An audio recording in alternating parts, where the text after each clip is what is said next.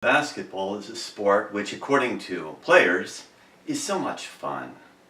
They can get together with their teammates, shoot some hoops, and feel really good about it, provided that they're not seriously injured. Collegiate men's basketball is a contact sport in which numerous anatomical structures are susceptible to both acute and overuse injuries, as we see in the fight scene on a basketball court at right. Fists are flying, elbows are going out, fingers are poking in eyes. A very dangerous sport. So kids are encouraged to play basketball. We want to encourage kids to keep playing basketball because it's a fun sport and good. But there were more than 4 million ER visits. So much fun, such a good sport. But when you go to the game, be prepared to go to the emergency room during or after the game. In fact, basketball is one of the most high-risk sports for eye injuries, with an estimated 6,000 basketball eye injuries happening each year. When taking into account all sports, an estimated 100,000 people hurt their eyes on the court or field, and 13,500 end in permanent vision loss. Yes, these sports are fun, but for 13,500 athletes each year, they have permanent vision loss. Many others are temporarily blinded. Thousands and thousands of eye injuries in this very dangerous contact sport. One of Iowa's most impressive victories this season was overshadowed by the bizarre inability of its starting center to keep his fingers out of opposing players' eyes. Adam Woodbury drew undesired attention for another eye poke during Sunday's win over Maryland, this time sending Terrapin's freshman Milo Trimble recoiling in pain. Fran McCaffrey then compounded the problem with his unwillingness to discuss the incident. Asked to explain how TV cameras have caught Woodbury poking the eyes of 3 opposing Big Ten players already this season, McCaffrey bristled during his post-game news conference and responded tersely. Next question. Ask an intelligent question. That's the starting center at Iowa. Just can't keep his fingers from poking other players' eyes during games. An estimated 300,000 sport-related traumatic brain injuries, predominantly concussions, occur annually in the United States. Sports are second only to motor vehicle crashes as the leading cause of traumatic brain injury among people aged 15 to 24 years. 300,000 brain injuries from sports each year. And what is the impact of these injuries? How does it impair people's enjoyment in life? The experts claim the risk of sport-related concussion does not outweigh the many benefits of sport participation. Sure, it's easy to get a life-compromising brain injury while playing basketball, but keep on playing because there are so many benefits. At right, we see a young Pat Summitt with a basketball. When Summitt was in high school, her family moved to nearby Henrietta so she could play basketball in Cheatham County because Clarksville did not have a girls' team. She later co-captained the United States women's national basketball team as a player at the inaugural women's tournament in the 1976 Summer Olympics, winning the silver medal.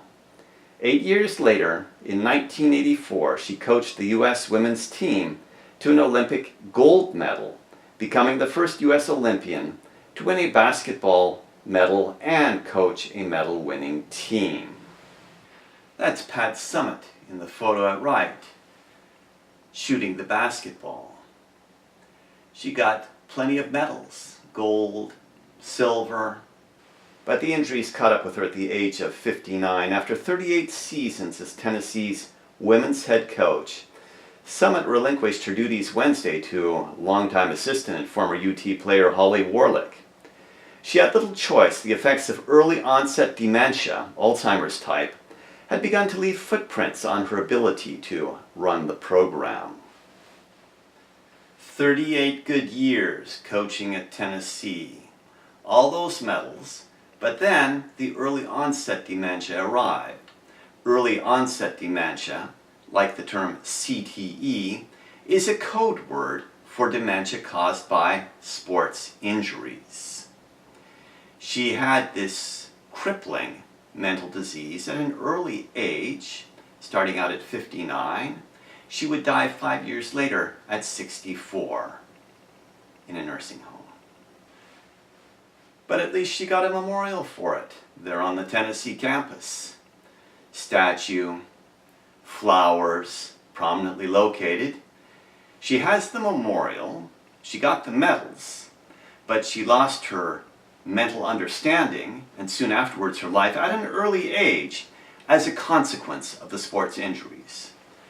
Did the memorial and the medals outweigh the benefits of being alive and living potentially to 80 or 90? For what shall it profit a man if he shall gain the whole world and lose his own soul? Mark 8:36. Pat Summitt was really on top in the world of basketball, well known throughout the entire sports world. Very successful coach, successful player, medals and memorials. But what good is all of that when you lose your life to get it? But sometimes you only get 13 good years of life when you're active in basketball, as we find in the case of Nikki Popular. 11 concussions at the age of 17, 24/7 headache, could barely concentrate on her schoolwork, and barely make it through a day at school. The concussion started in 7th grade when she hit her head on the gym floor. By freshman year of high school, she was up to number 5, which left her temporarily blind. At 17, Popular, now a senior in high school in New Jersey, has had 11 concussions, 7 of them basketball related, and is left struggling to perform previously ordinary tasks like attending a full day of school. I can't concentrate in school. I have a headache 24/7, and I can't do the things I want to do because even a slight hit to the head makes me pass out.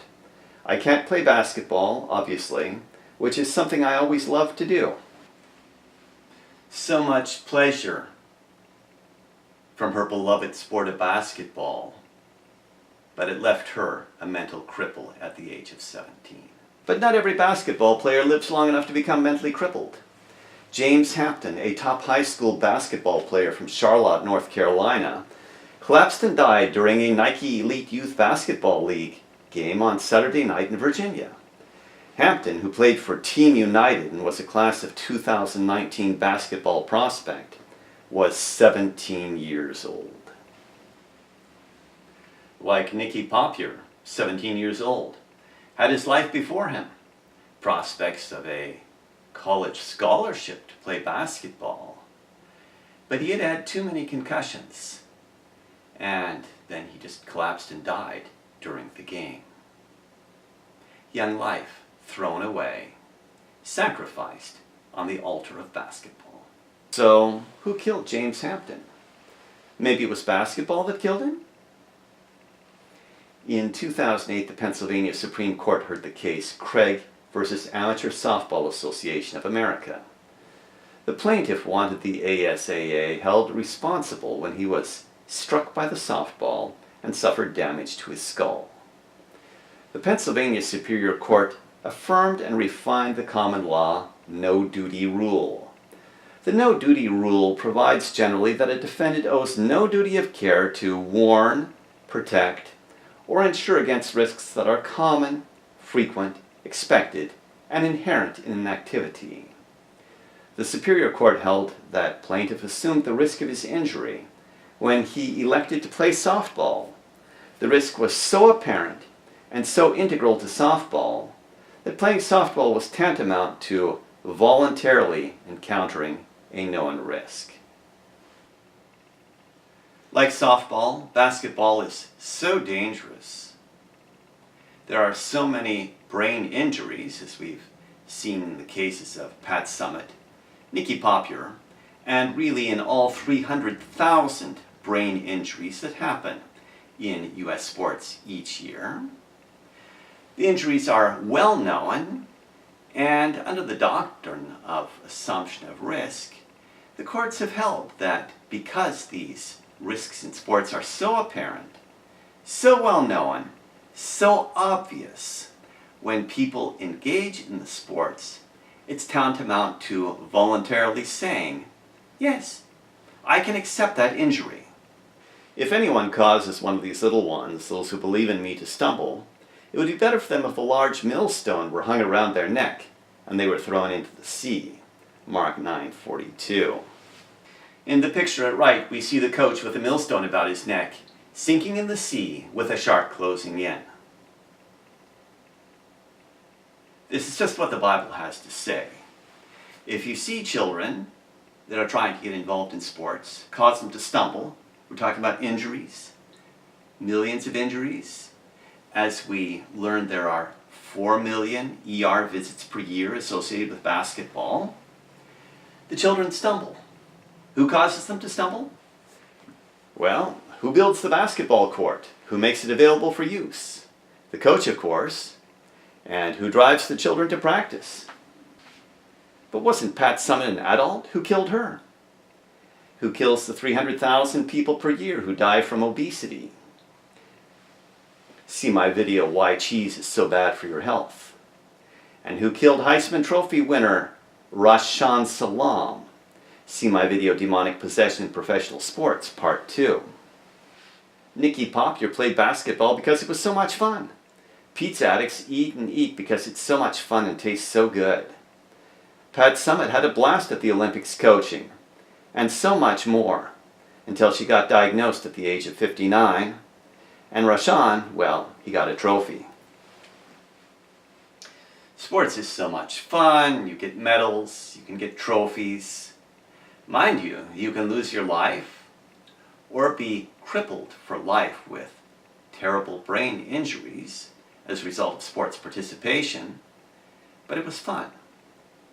So, really, is it maybe the player who's at fault? The risks are so well known, they're inherent in sport, as the courts have ruled. So when you voluntarily assume the risk of being injured, are you responsible yourself? That is, are you destroying yourself by participating in these violent contact sports? But the commandment does say, thou shalt not kill. Not even if it's really, really fun or just tastes oh so good. And if you're not going to kill, should you encourage other people to engage in contact sports? Should you drive them to practices? Should you sign the liability waivers, which are required for participation in most contact sports? So expect those sports injuries.